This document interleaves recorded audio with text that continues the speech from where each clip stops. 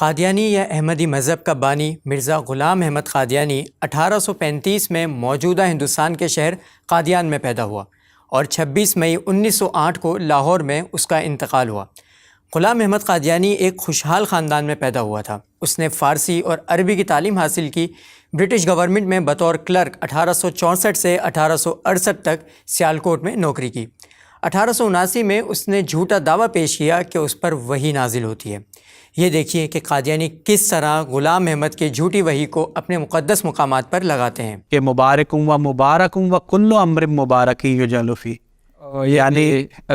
یعنی اس کا مطلب یہ ہے کہ یہ مسجد برکت دینے والی ہے، برکت یافتہ ہے، اور ہر وہ امر جو اس مسجد میں کیا جائے گا وہ بابرکت ہے۔ اور اس کمرے کے متعلق اللہ تعالیٰ کی طرف سے آپ کو یہ الہام ہوا تھا کہ الم نجعل لک سہولۃ فی کل امر بیت الفکر، یعنی کیا ہم نے ہر ایک بات میں تیرے لیے آسانی نہیں کی، تجھ کو بیت الفکر عطا کیا۔ جی بالکل۔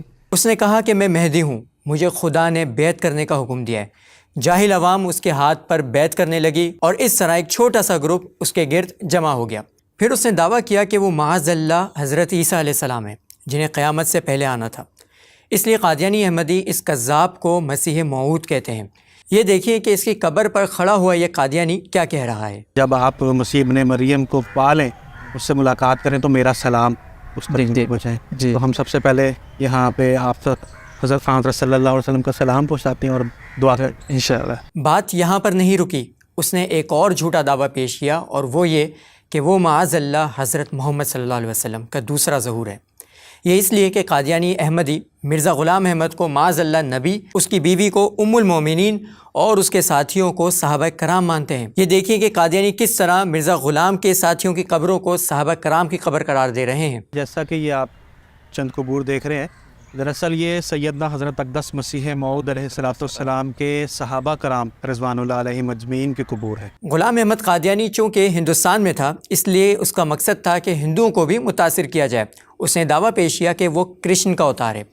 ان تمام باطل عقائد کی وجہ سے تمام عالم اسلام نے انہیں غیر مسلم اور کافر قرار دے دیا۔ عالمی طاقتیں قادیانیوں اور احمدیوں کو کیوں سپورٹ کرتی ہیں؟ جب ہندوستان میں برطانیہ کا قبضہ تھا تو انگریز چاہتے تھے کہ مسلمانوں کو کسی بھی طرح اس بات کا قائل کیا جائے کہ اللہ نے جہاد کا حکم ختم یعنی کہ منسوخ کر دیا ہے، تاکہ ہندوستان میں مسلمان انگریزوں کے خلاف جہاد نہ کریں۔ اس مقصد کو پورا کرنے کے لیے انہیں ایک جھوٹا نبی چاہیے تھا جو یہ دعویٰ کرے کہ اس پر وحی آئی ہے اور اب جہاد منسوخ ہو چکا ہے۔ یہ کام مرزا غلام احمد قادیانی نے کیا اور مسلسل 17 سال تک اپنی تقریروں، اپنی کتابوں کے ذریعے کرتا رہا۔ قادیانی احمدی ہمیشہ سے انگریزوں کے وفادار رہے ہیں اور ایک نیا جدید لبرل مذہب پیش کرتے ہیں۔ اسے یہ تحریک جدید بھی کہتے ہیں۔ یہی وجہ ہے کہ انسائکلوپیڈیا آف بریٹینیکا میں لکھا ہے The sect has been active in English and Urdu language publishing and liberalizing Islam۔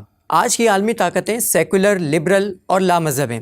وہ یہ چاہتی ہیں کہ مسلمان ان کے ہم خیال بن جائیں اور صرف نام کے ہی مسلمان رہیں۔ یہ طاقتیں جانتی ہیں کہ اگر ایسا ہو گیا تو مسلمان ان کے خلاف نہ تو جہاد کا جذبہ رکھیں گے اور نہ ہی ان کی مخالفت کریں گے۔ اسی لیے قادیانیوں کا مرکز لندن میں ہے، جہاں ان کا خلیفہ مرزا مسرور رہتا ہے۔ انڈیا اور اسرائیل میں بھی ان کے بڑے بڑے مراکز موجود ہیں، اور ان سب کی مدد سے قادیانی اسلام اور پاکستان کو پوری دنیا میں بدنام کر رہے ہیں۔ قادیانی خود کو مسلمان ظاہر کرتے ہیں، مسلمانوں کی طرح کلمہ، نماز، روزہ اور قربانی بھی کرتے ہیں اور اپنی عبادت گاہیں بھی بناتے ہیں، جس کی وجہ سے عام مسلمانوں کو یہ پہچاننا مشکل ہو جاتا ہے کہ وہ مسلمان ہے یا نہیں۔